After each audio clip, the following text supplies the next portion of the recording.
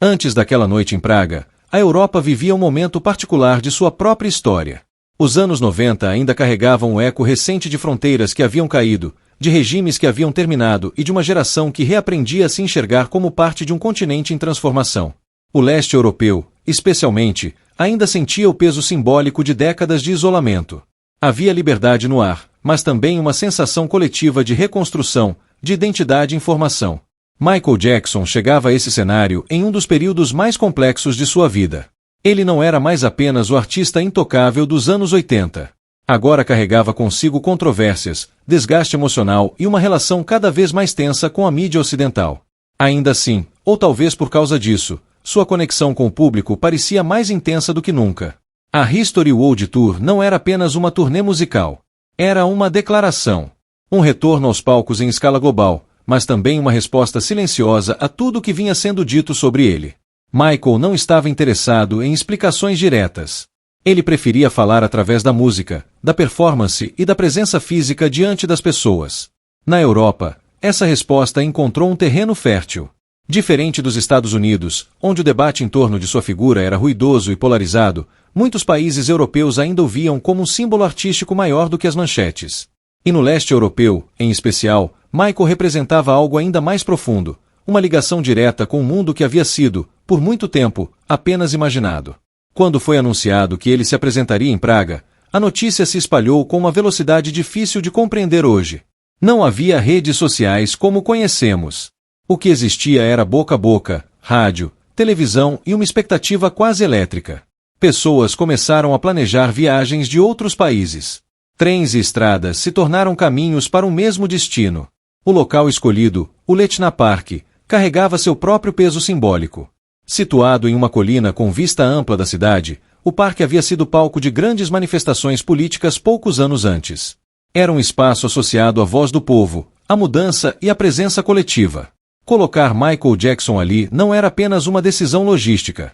Era, consciente ou não, um gesto histórico. Conforme a data se aproximava, Praga começou a mudar. Hotéis lotados, ruas mais cheias, idiomas diferentes se misturando em praças e bares. Pessoas que talvez nunca tivessem dividido o mesmo espaço agora compartilhavam a mesma expectativa. Algo grande estava prestes a acontecer, e todos pareciam saber disso. Michael, por sua vez, acompanhava tudo à distância. Ele tinha consciência da dimensão daquele show, mas carregava consigo um silêncio característico antes das grandes apresentações. Não era medo. Era concentração. Ele sabia que aquele público não estava ali apenas para vê-lo cantar. Estava ali para sentir algo coletivo, algo raro, algo que não se repetia com facilidade. Nos bastidores, a produção enfrentava desafios imensos.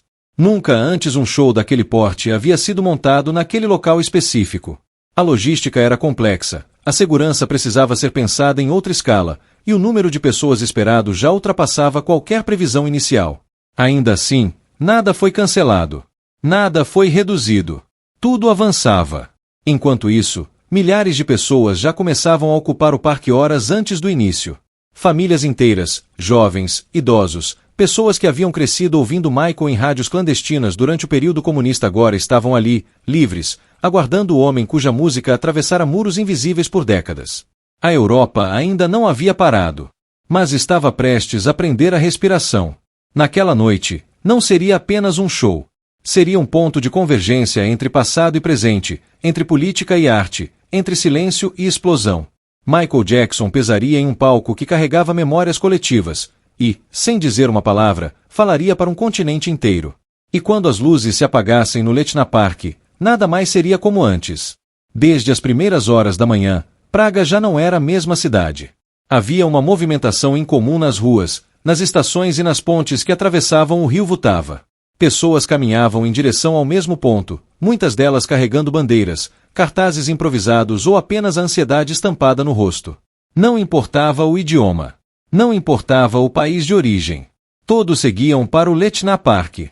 O parque começou a ser ocupado muito antes de qualquer som sair dos alto-falantes. Grupos se sentavam na grama, outros permaneciam de pé, tentando garantir um bom lugar. À medida que as horas passavam, a multidão crescia de forma quase descontrolada.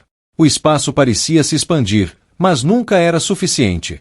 Estimativas iniciais falavam em dezenas de milhares, mas logo ficou claro que aquele número seria ultrapassado com facilidade. O que tornava aquele encontro diferente não era apenas o tamanho do público, mas sua diversidade. Pessoas vindas de países que, poucos anos antes, sequer tinham liberdade para viajar agora estavam ali lado a lado. Poloneses, alemães, húngaros, austríacos, eslovacos, italianos. A Europa inteira parecia concentrada em uma colina de Praga, unida por uma expectativa comum. Havia algo de histórico no ar. Muitos ali não viam aquele show apenas como entretenimento. Para alguns, era a primeira grande experiência coletiva depois de um passado marcado por restrições. Michael Jackson, para eles, não era apenas um artista internacional. Era um símbolo de um mundo que antes parecia distante, quase proibido. Nos arredores do parque, a cidade tentava se adaptar ao fluxo humano. O trânsito foi redirecionado, autoridades reforçaram a segurança, e mesmo assim era difícil conter a multidão. Não havia tensão agressiva. Havia impaciência misturada com euforia. Um sentimento de que algo único estava prestes a acontecer. Nos bastidores, a produção já havia compreendido que aquele show entraria para a história antes mesmo de começar. A estimativa final apontava para cerca de 125 mil pessoas, um número que colocava aquela apresentação como a maior de Michael Jackson na Europa. A responsabilidade era imensa. Qualquer falha técnica, qualquer atraso, teria consequências amplificadas por aquela massa humana. Michael ainda não havia aparecido, mas sua presença já era sentida. O nome dele ecoava em conversas, em cantos espontâneos, em palmas que surgiam sem aviso e se espalhavam pelo parque como ondas. Cada vez que uma luz se acendia no palco, a multidão reagia. Cada ajuste técnico era acompanhado por gritos, como se o espetáculo já estivesse em andamento. O Letna Park, que anos antes havia sido palco de manifestações políticas históricas, agora se transformava em um templo musical a céu aberto. O mesmo chão que receberá discursos e protestos agora sustentava uma expectativa coletiva difícil de explicar. Era como se a história estivesse se dobrando sobre si mesma. Enquanto o sol começava a se pôr, a atmosfera mudava. A luz dourada do fim de tarde envolvia a multidão, criando uma sensação quase cinematográfica. Pessoas se abraçavam, tiravam fotos, olhavam para o palco em silêncio. Muitos sabiam que estavam vivendo algo que jamais se repetiria da mesma forma. Michael, nos bastidores, se preparava. Não havia nervosismo visível, mas havia concentração absoluta. Ele tinha consciência do que aquele público representava. Sabia que, para muitos ali, aquela noite simbolizava mais do que música. Era pertencimento. Era memória. Era um marco. Quando a noite finalmente caiu sobre Praga, o parque já não era apenas um local geográfico. Era um ponto de convergência emocional. Um lugar onde histórias individuais se cruzavam para formar algo maior. A Europa estava reunida. Faltava apenas uma coisa: o momento em que Michael Jackson pisaria no palco. E, quando isso acontecesse, o tempo não avançaria da mesma forma. O silêncio não veio de uma vez. Ele se espalhou lentamente, como se a multidão percebesse, quase por instinto, que algo estava prestes a acontecer. As conversas foram diminuindo, os movimentos se tornaram mais contidos, e o Letna Park entrou em um estado raro de atenção coletiva. Mais de 120 mil pessoas aguardavam, não apenas por um show, mas por um momento. As luzes do palco se apagaram por completo. Por alguns segundos, Praga ficou envolta em escuridão. Nenhuma música. Nenhuma palavra. Apenas expectativa. Então, de forma abrupta, a introdução começou. Não era apenas um som, era uma presença. As primeiras batidas ecoaram pelo parque e atravessaram a cidade, refletindo nas construções históricas ao redor, como se Praga inteira estivesse participando daquele instante. Quando Michael Jackson surgiu no palco, o impacto foi imediato e quase físico. A reação da multidão não foi apenas grito. Foi um rugido coletivo, profundo, contínuo. Pessoas choravam, outras permaneciam imóveis, algumas se abraçavam sem dizer nada. O som da multidão era tão intenso que, por um momento, parecia engolir a própria música. Michael permaneceu parado por alguns segundos. Um gesto calculado, mas carregado de significado. Ele sabia o que fazia. Sabia que aquele silêncio breve, logo após o impacto visual, ampliava tudo. Ali, no centro de um dos maiores públicos de sua carreira, ele não precisava se mover para dominar o espaço. Ele já havia parado o tempo. Quando finalmente se mexeu, cada gesto parecia amplificado. Não havia exagero. Havia precisão. Seu corpo dialogava com a música de forma quase ritualística, como se aquele palco fosse um ponto de encontro entre arte e história. O público reagia a cada movimento como se estivesse conectado por um único pulso. Para muitos ali, aquela era a primeira vez vendo Michael Jackson ao vivo. Durante anos, ele havia sido apenas uma imagem distante, acessível por clipes, discos e transmissões limitadas. Agora, estava ali, real, presente, ocupando o mesmo espaço físico que eles. Aquilo mudava tudo. A sequência do show avançava, mas o tempo parecia distorcido. Músicas conhecidas ganhavam um peso diferente naquele contexto. Letras que falavam de conflito, dor e esperança ressoavam de forma particular em um país que conhecia bem essas palavras. Não era apenas entretenimento. Era identificação. Michael sentia isso. Ele percebia a resposta do público não como idolatria vazia, mas como entrega. Havia algo de profundamente humano naquela troca. Ele não falava muito entre as músicas, mas não precisava. O diálogo acontecia em outro nível, silencioso, emocional. Em determinados momentos, ele parava e observava a multidão. Do alto do palco, via um mar de pessoas que parecia não ter fim. Aquela visão carregava um peso simbólico enorme. Um artista negro, vindo de uma infância difícil, agora estava ali, diante de um continente que havia passado por suas próprias feridas históricas. Era impossível não sentir a dimensão daquele encontro.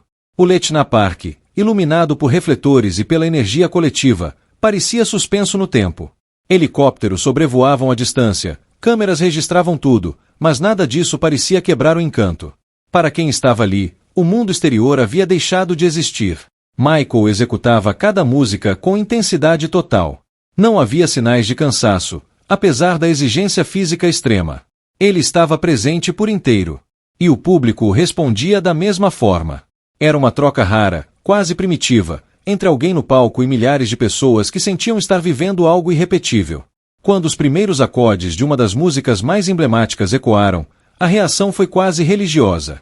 Pessoas levantaram os braços, outras fecharam os olhos. Muitos sabiam que aquele momento ficaria gravado na memória para sempre. Não como um simples show, mas como um ponto de referência emocional.